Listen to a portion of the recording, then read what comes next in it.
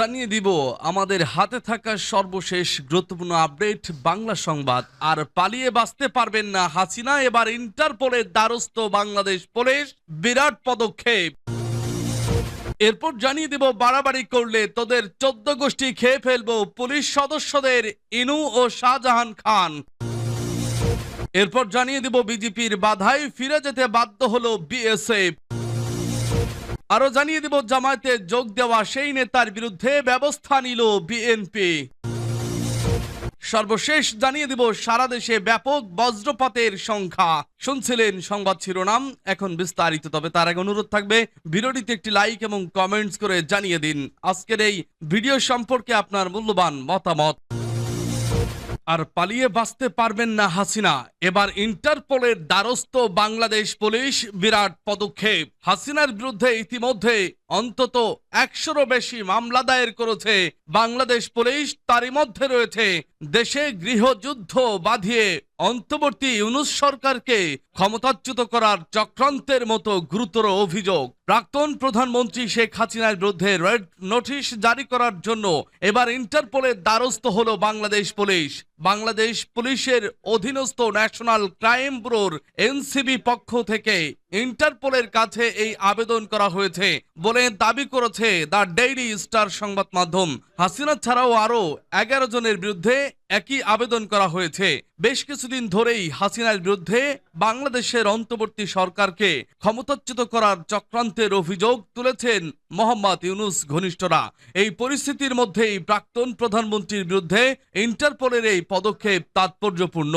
গত বছর অগস্ট মাসে বাংলাদেশ থেকে পালিয়ে ভারতে এসে আশ্রয় নিয়েছিলেন ফ্যাসিস্ট স্বৈরাচারী শেখ হাসিনা। তারপর থেকেই কার্যত অন্তরালেই রয়েছেন তিনি।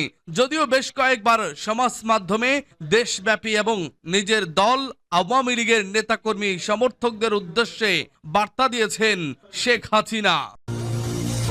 বাড়াবাড়ি করলে তোদের 14 গোষ্ঠী খেয়ে ফেলবো পুলিশ সদস্যদের ইনু ও শাহজাহান খানের বক্তব্য। হ্যান্ডকাপ পরানো নিয়ে পুলিশ সদস্যদের সঙ্গে বাকবিতণ্ডায় জড়িয়েছেন আওয়ামী লীগের প্রেসিডিয়াম সদস্য সাবেক মন্ত্রী শাহজাহান খান এবং হাসানুল হক ইনু। রোববার সকালে প্রিজন ভ্যান থেকে নামানোর পর আন্তর্জাতিক অপরাধ ট্রাইব্যুনালের হাজতখানায় নেওয়ার সময় এমন পরিস্থিতির সৃষ্টি হয়। আদালত সূত্রে জানা যায়, শাহজাহান খান বিচার কাজ শুরুর আগে তার হাতে হ্যান্ডকাপ দেখিয়ে বিচারকদের দৃষ্টি আকর্ষণ করেন। তিনি বলেন, আমি একজন বীর মুক্তিযোদ্ধা, আমাকে হ্যান্ডকাপ পরানো হয়েছে, এটা আমার জন্য অমর্যাদাকর। তার আইনজীবী এই বিষয়টি আদালতের কাছে তুলে ধরেন। সে সময় ট্রাইব্যুনালে কি হয়েছে তা জানতে পুলিশ সদস্যদের ডেকে পাঠান বিচারক। ট্রাইব্যুনালকে পুলিশ সদস্য নুরুন নবী জানান, পুলিশ সদর দপ্তরের নির্দেশনা অনুযায়ী আসামিদের এভাবে হাজির করা হয়। তখন আরেক পুলিশ সদস্য শহীদুল বলেন, প্রিজন ভ্যান থেকে নামানোর সময় তাদের রাজাকারের বাচ্চা বলা হয় এবং বলা হয় তোদের দেখে নেব।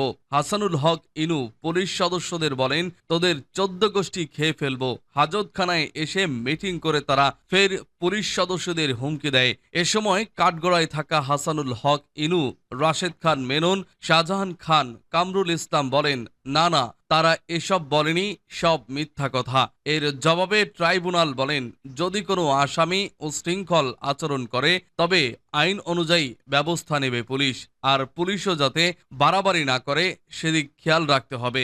এর আগে জুলাই আন্দোলনের সময় সংগঠিত মানবতা বিরোধী অপরাধের অভিযোগে গ্রেপ্তার সাবেক মন্ত্রী, প্রতিমন্ত্রী এবং প্রধানমন্ত্রীর সাবেক উপদেষ্টা সহ 19 জনকে আজ আন্তর্জাতিক অপরাধ ট্রাইব্যুনালে হাজির করা হয়। প্রিজন ভ্যান থেকে জুনাইদ আহমেদ পলক অসন্তোষ প্রকাশ করে বলেন, একটি দেশ এভাবে চলতে পারে না।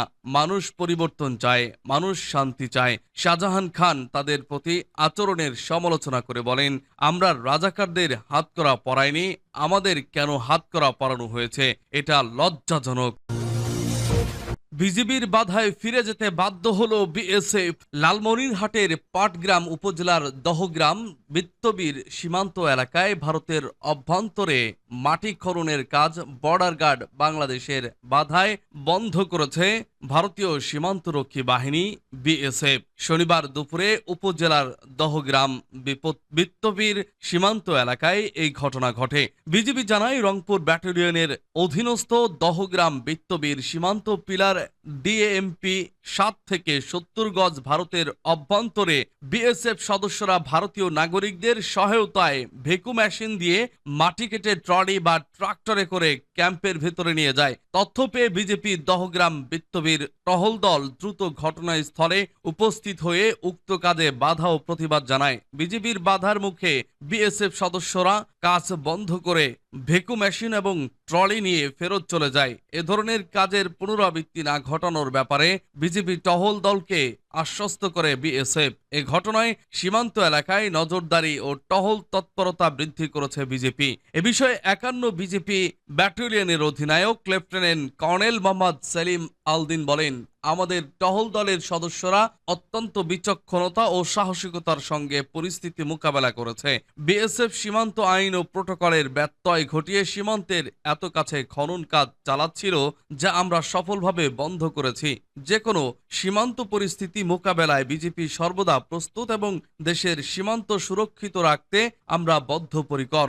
বিএসএফকে এ বিষয়ে কড়া বার্তা দেওয়া হয়েছে এবং সীমান্তে আমাদের নজরদারি ও টহলে বহুগুণে বৃদ্ধি করা হয়েছে।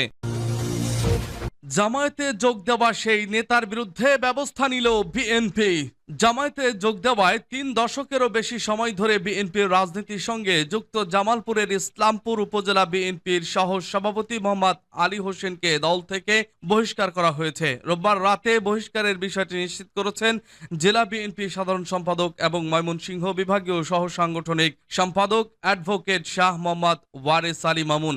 এর আগে দুপুরে বাংলাদেশ জাতীয়তাবাদী দল বিএনপির জেলা কমিটির এক বিজ্ঞপ্তিতে তাকে সর্বপর্যায়ের দলীয় পদ থেকে অব্যাহতি দিয়ে বহিষ্কারের ঘোষণা দেওয়া হয়। দলীয় শৃঙ্খলা ভঙ্গ এবং আদর্শ পরিপন্থী কর্মকাণ্ডে জড়িত থাকার অভিযোগে এই সিদ্ধান্ত নেওয়া হয়েছে।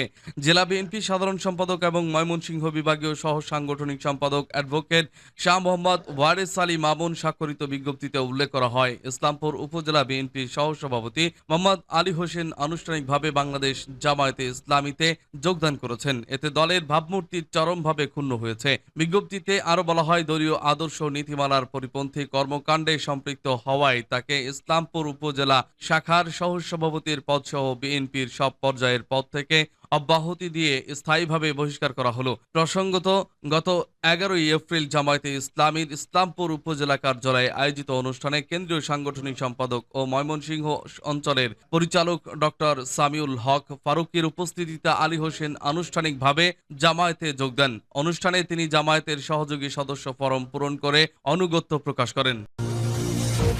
সারা দেশে ব্যাপক বজ্রপাতের সংখ্যা।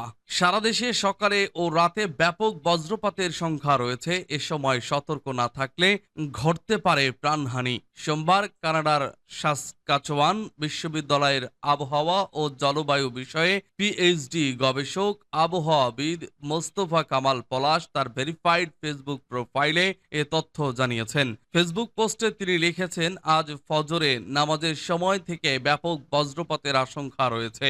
তিনি যেসব অঞ্চলের বাসিন্দাদের বিশেষভাবে সতর্ক করেছেন তা হল রংপুর বিভাগ, গাইবান্ধা, কুড়িগ্রাম, রাজশাহী বিভাগ, বগুড়া, সিরাজগঞ্জ, ময়মনসিংহ বিভাগ, শেরপুর, জামালপুর, ময়মনসিংহ, নেত্রকোনা, ঢাকা বিভাগ, গাজীপুর, কিশোরগঞ্জ, টাঙ্গাইল, সিলেট বিভাগ, সুনামগঞ্জ, হবিগঞ্জ, চট্টগ্রাম বিভাগ, ব্রাহ্মণবাড়িয়া, কুমিল্লা, খাগড়াছড়ি, রাঙামাটি, চট্টগ্রাম, বান্দরবন। তিনি আরও লেখেন, উপরোক্ত জেলাগুলোর কৃষক ও কৃষি শ্রমিক ভাইদের অনুরোধ করা যাচ্ছে আজ সকাল 10টা পর্যন্ত খেতে কৃষিকাজ করতে যাওয়া থেকে বিরত থাকার জন্য।